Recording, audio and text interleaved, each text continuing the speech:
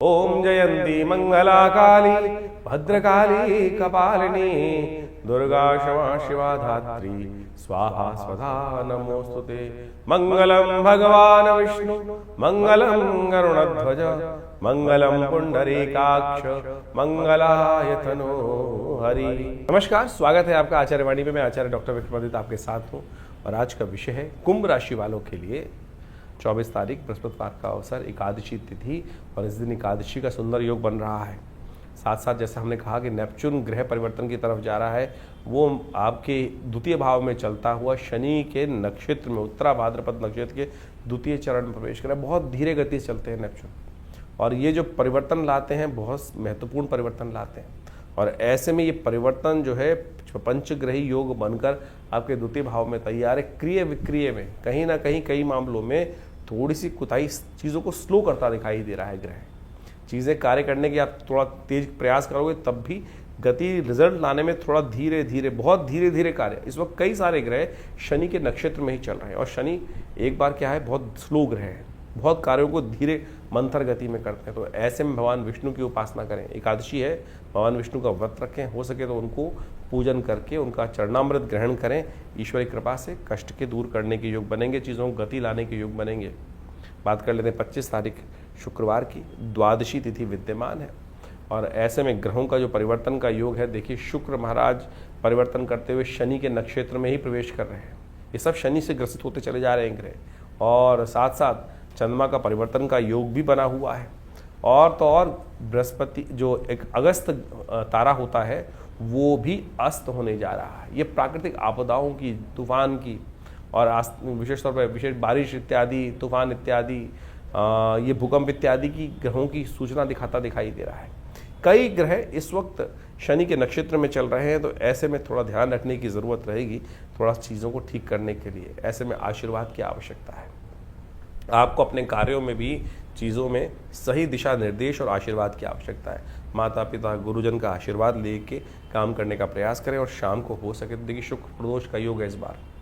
शुक्रवार और प्रदोष तिथि यानी त्रयोदशी शाम को पड़ गई है। थोड़ा गाय का शुद्ध दूध लेकर भगवान का सुंदर अभिषेक, शिव का अभिषेक करें शाम के समय, समस्त कष्टों से निवारण करने का योग बनेगा। ये जो सूचना है ग्रह नक्षत्रों के दृष्टिकोण से ये दिखा रहा है कहीं ना कहीं कुछ प्राकृतिक आपदा के योग बन सकते हैं, तो थोड़ा ध्यान रखते हुए कार्य करेंगे तो अच्छा रहेगा।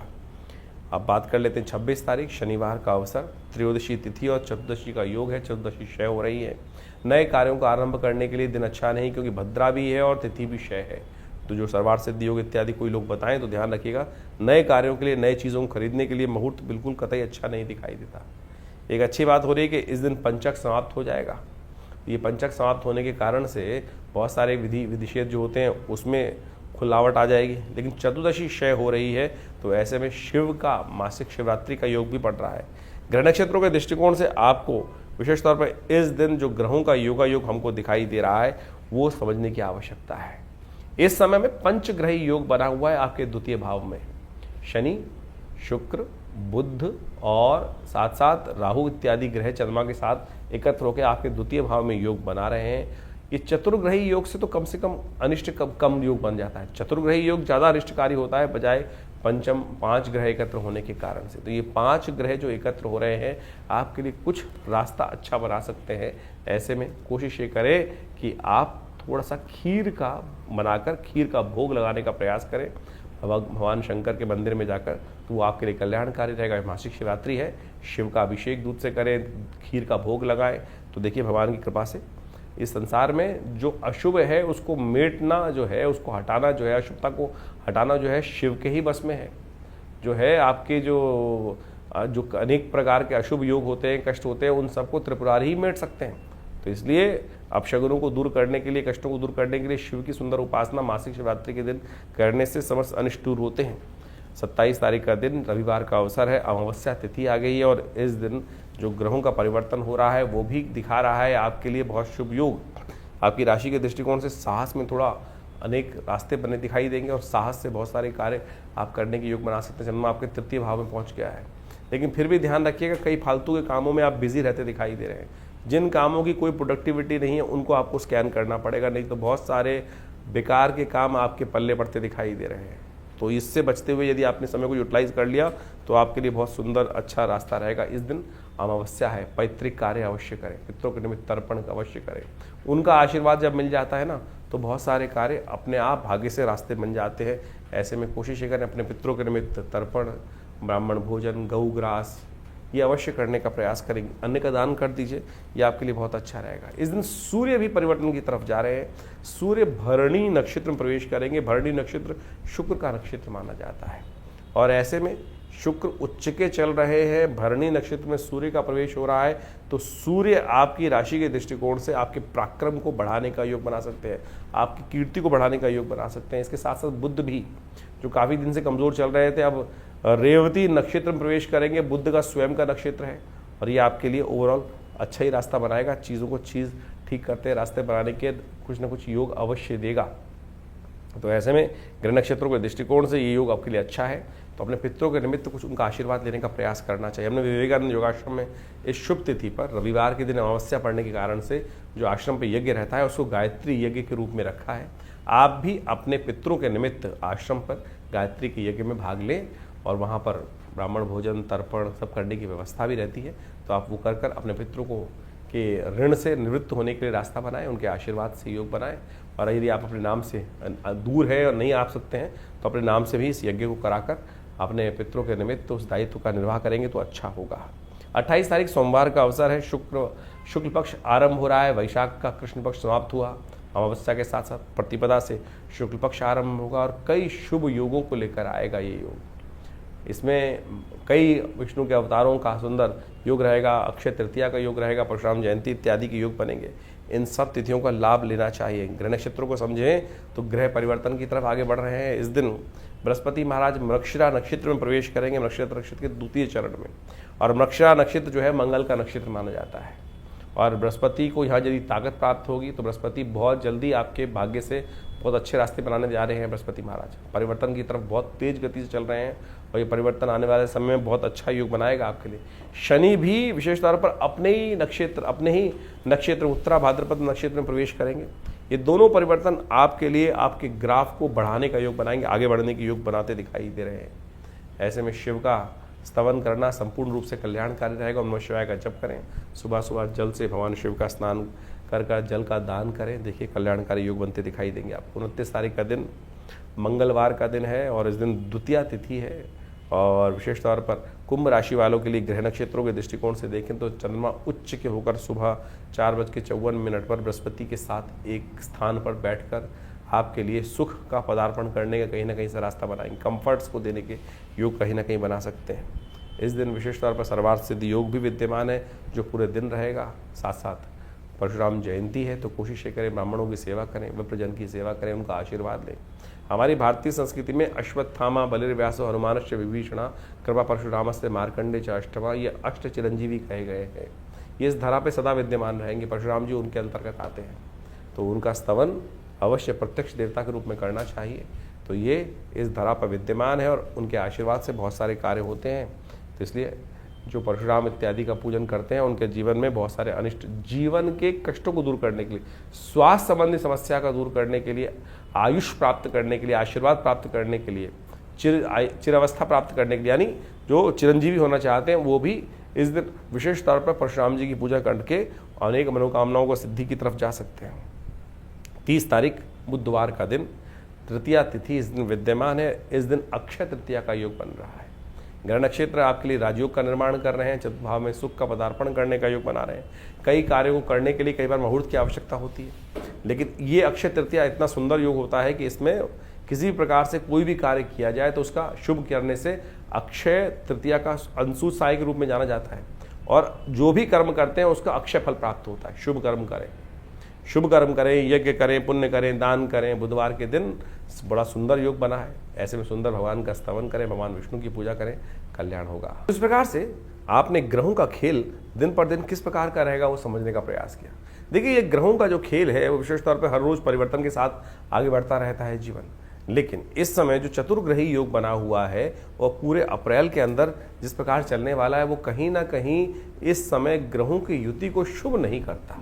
और ये चतुर्ग्रही योग जो है वो कई बार जब भी जन्मपथ विशेष तौर पर गोचर में बनता है तो वो संसार के अंदर कुछ ना कुछ अशांति, चाहे वो प्राकृतिक आपदाओं को उत्पन्न करने के योग बनाता है या विश्व में अशांति का वातावरण बनाता है। जनमानस में अशांति की तरफ प्रवृत्त करने के लिए बहुत सारे उपद्रवी तत्व जो हैं वो प्रेरित करते रहते हैं लोगों को अपने स्वांता सुखाई। संसार में लोग अपने स्वार्थ के लिए पता नहीं कहाँ कहाँ किस किस प्रकार से किन किन के जीवन को बर्बाद करने का प्रयास करते हैं, और ये आज से नहीं अनादिकाल चलता रहा है। और इन्हीं सब चीज़ों को समझकर ज्योतिष के आचार्यों ने इन योगों को समझते हुए इन चीज़ों को लिखा, बताया कि किस प्रकार का योग चल रहा है। जैसे आप देख रहे हैं कि इस वक्त आपके राशि के दृष्टिकोण से हमने दिन पर दिन किस प्रकार का योग था वो तो समझाए, लेकिन ये भी समझने की आवश्यकता है कि विश्व के दृष्टिकोण से जो इस वक्त ग्रहों का योग है, चाहे वो शनि महाराज है, शुक्र है और राहु इत्यादि हैं, और साथ साथ बुध इत्यादि, इन चारों ग्रहों की युति जिस प्रकार से ग्रहों की बनी हुई है वो विश्व को कहीं ना कहीं अशांत करती है और ये प्राकृतिक आपदाओं को भी लाती है, भूकंप इत्यादि।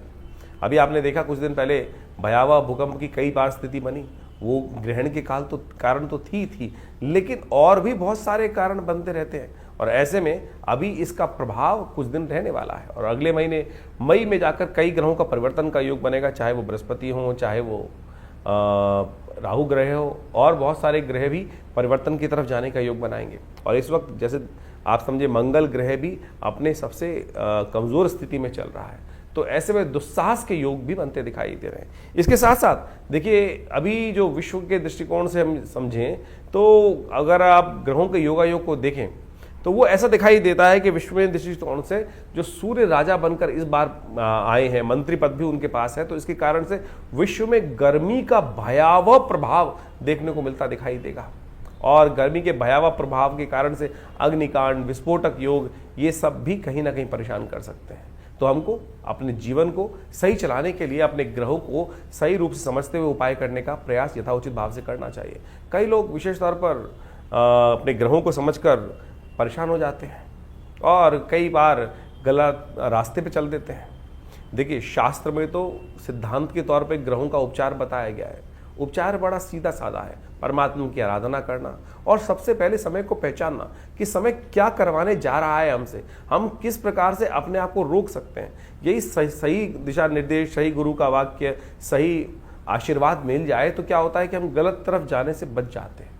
नहीं तो जीवन है, चलना है, ये धरा तो गोल ही है, चाहे इधर से जाओ चाहे इधर से जाओ, लेकिन सदगुरु की प्रेरणा होगी तो जो दिशा हमारे लिए उपयुक्त होगी वो हमको प्राप्त हो जाएगी। सही दिशा में हम कार्य करने शुरू कर देंगे, और नहीं तो फिर संसार में गोल चक्र तो है ही, एक लंबा रास्ता एक छोटा रास्ता है। तो इसलिए यदि अनुभव का लाभ लेते हुए हम जीवन में अपने सही मार्ग पर चलने का प्रयास करेंगे तो बहुत अच्छे से जीवन को बहुत बढ़िया तरीके से आगे बढ़ने का रास्ता बना सकते हैं। लेकिन लोभ एक ऐसी चीज़ है, और तो और साथ साथ हम अहंकारवश, लोभवश, मोहवश कई बार अपने जीवन को कष्ट में डाल देते हैं।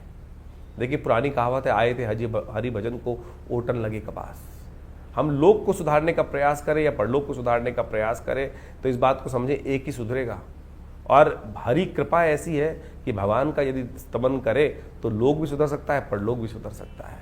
लेकिन संसार के माया के प्रपंच से अपने आप को दूर करते हुए कार्य करने का प्रयास करें। अभी आने वाले समय में बहुत सारे सुंदर उत्सव पड़ने वाले हैं। इन सब उत्सवों को हमारी भारतीय संस्कृति में हमारे ऋषि मुनियों ने सनातन पद्धति में हर रोज कोई उत्सव का सृजन किया। कारण क्या था? कारण यही था कि मनोमस्तिष्क फालतू के कामों से लगकर हटकर उस परमात्मा की स्तवन में अपने आप को लगा लें। तो वो क्या होता है कि बहुत सारे गलत रास्तों से व्यक्ति बच जाता है और कष्ट से भोगने से बच जाता है। लेकिन हमारे जीवन में जो कर्म का क्षेत्र है वो हर क्षण कुछ ना कुछ कर्म की तरफ हमको प्रेरित कर रहा है। कोशिशें करें, सदकर्म की तरफ प्रेरित करने का प्रयास करें अपने आप को, लोगों को। नहीं तो क्या होता है कि गलत कर्म की तरफ प्रेरित करोगे। कई बार हम अपने आश्रम में लोगों के जो यज्ञ इत्यादि होते हैं उसके बारे में बता देते हैं, तो कई लोग इस प्रकार से बोल देते हैं कि भैया आचार्य जी आश्रम का ऐड कर रहे हैं। देखो, ऐड करने की हमें ना तो कोई ज़रूरत, अगर यज्ञ इत्यादि आश्रम पे हो रहे हैं तो बताना चाहिए, लोगों को प्रेरित करना चाहिए। एक शराबी है, वो लोगों को प्रेरित करता है, आओ शराब के पार्टी में बैठो, और जुआ खेलने वाले कहते हैं जुए में खेलने का प्रयास करो। अगर हम सदकर्म कर रहे हैं और सदकर्म के बारे में लोगों को बता रहे हैं तो ये एडवर्टीजमेंट नहीं है, गलत की तरफ नहीं ले जा रहे। तो अगर आपको कई लोगों को, और आप एक बात और समझ लें कि आपके जीवन में हम कैसे समझें कि हम धर्म, हमारे अंदर अभी धर्म का उदय हो रहा है या अंत हो रहा है। धर्म की बात सुनकर यदि किसी व्यक्ति को कहीं ना कहीं मन में क्रोध आने लगे, गुस्सा आने लगे, तो समझ लो कहीं ना कहीं पाप प्रवृत्ति अभी जीवन में कहीं ना कहीं परेशान करने के आगे योग बना रही है। तो इसलिए अपनी भावना को पवित्र रखें। तो हमने जो जो आपके संबंध बातें रखी हैं, जो जो जो उत्सव होते हैं आश्रम के बारे में, वो सब अवगत कराते रहते हैं। कोशिश ये करें आप भी अपने जीवन को, अपने बच्चों को, अपने परिवार वालों को, लोगों को, मित्रों को सही दिशा में डालने का प्रयास करें। सही दिशा में आपका कर्तव्य का केवल इतना है कि चलो भाई परमात्मा का भजन करें, चलो भाई अच्छे कर्म की तरफ चलें। और समझ लो अगर आपकी वजह से कोई एक आध व्यक्ति भी सदकर्म की तरफ लग गया तो उसके द्वारा किए गए पुण्य भी आपको लग जाएंगे। ये सब सैद्धांतिक तौर पर है। जैसे आप इसको मॉडर्न वे में समझ सकते हैं कि किसी गलत व्यक्ति को गलत काम के प्रेरित किया, चोरी डकैती और उल्टे सीधे कामों के लिए, और उसने जो कर्म किया उसने कहीं जाके आपका नाम ले दिया कि भाई, तो आप भी उस कानून के चक्कर में फंसेंगे ना। तो इसी प्रकार से यदि आप किसी को पुण्य की तरफ प्रेरित कर रहे हैं तो पुण्य, उसके द्वारा किए गए पुण्य आपको प्राप्त होंगे। और किसी गलत कार्य की तरफ प्रेरित करोगे, चाहे जैसे हमने जो दो तीन अभी उदाहरण दिए आपके सामने, तो आप समझ लीजिए उसके द्वारा किया गया गलत कर्म भी आपको भी भोगना पड़ेगा। ये संसार में बिल्कुल नियम है सही रूप से। तो इसलिए सही तरफ चलने का हम प्रयास करेंगे तो अपने कर्म से, जीवन से अपने हमें बहुत सारे कष्टों से निवृत्त होने का योग बन जाएगा। और एक बात और समझें, यदि बिना कुछ कारण के भी आपके जीवन में यदि कष्ट, मन दुख है, परेशान है, कष्ट जीवन में आए चले जा रहे हैं, तो सोच लीजिए कि अभी हमारा जो डेबिट क्रेडिट का अकाउंट है ना कर्मों का, वो कहीं ना कहीं नेगेटिव हो रहा है। शुभ कर्म अपने आप कर ज्यादा से ज्यादा करने का प्रयास करें। जब वो घड़ा शुभ कर्म से लबालब भरा रहेगा तो आप समझें कि आपके बहुत सारे कष्ट कब आएंगे, कब चले जाएंगे, पता भी नहीं चलेगा। तो इसलिए इस सिद्धांत को समझ लीजिए, यदि छोटा सा कष्ट भी आपको बार बार आके परेशान कर देता है तो समझ लीजिए हमारे पुण्यों के अकाउंट में कितना नेगेटिव बैलेंस है। हम छोटे छोटे कष्टों से परेशान हो रहे हैं जिनका वास्तविक जीवन में कोई औचित्य ही नहीं है, और सामने वाला जिसको हम देखकर कई बार ईर्ष्याग्रस्त हो जाते हैं कि भाई उसको भी जीवन में कष्ट सबके आ रहे हैं। सूर्य तो निकल रहा है तो उष्ण जो गर्मी है वो हर एक के लिए पैदा कर रहा है, बरसात हो रही है तो हर एक को गीला कर रही है, लेकिन किसी को उसका दुष्प्रभाव होता है और किसी को उसका शुभ प्रभाव होता है। वो इसलिए कि हमारे पुण्य किस प्रकार के हैं। तो आप सही रूप से पुण्यों को बढ़ाने का प्रयास करें, यही अध्यात्म का रहस्य है। ये न केवल प्रकार यानी ऐसे या वैसे कैसे भी अपने आप को सद्कर्म की तरफ प्रेरित करने का प्रयास करें। इसके लिए शास्त्रों में अनेक नियम, चाहे वो योग कथाएं हों, चाहे वो यज्ञ हो, चाहे वो दान हो, चाहे वो पुण्य हो, चाहे वो सद्गुरु का आशीर्वाद हो, या अच्छे लोगों के सानिध्य में बैठने की कर्म बनाए गए हैं, वो सब शास्त्र के अनुसार से आपको पुण्यों को बढ़ाने की तरफ ही ले जाते हैं। और वहीं उसके लिए थोड़ी प्रयास करना पड़ता है, श्रुति को ऊर्ध्वगामी बनाना पड़ता है, उठाना पड़ता है, अपनी प्रवृत्ति को नीचे की तरफ जाने की बजाय ऊपर की तरफ उठाना पड़ता है। उसमें लगती है मेहनत। और गलत तरफ जाने के लिए तो आप बैठ चल करते हैं उल्टे सीधे काम, तो बहुत सारे ऐसे हैं, रोज शाम को लोग आपको बैठा सकते हैं। तो आप उस पर रोक, उस पर बंदिश, उस पर थोड़ा सा संयम करने का प्रयास करोगे तो खुद देखोगे धीरे धीरे परिवर्तन का रास्ता आपके जीवन में अवश्य बनेगा। और जानिए आपके जीवन में किस प्रकार के ग्रह योग चल रहे हैं, उसके लिए हम लगातार आपके साथ रहते ही हैं। तो आशा करते हैं इन सब दिशा निर्देशों को सही से समझेंगे और अपने जीवन के कष्टों को दूर करने का आप अवश्य योग बनाएंगे।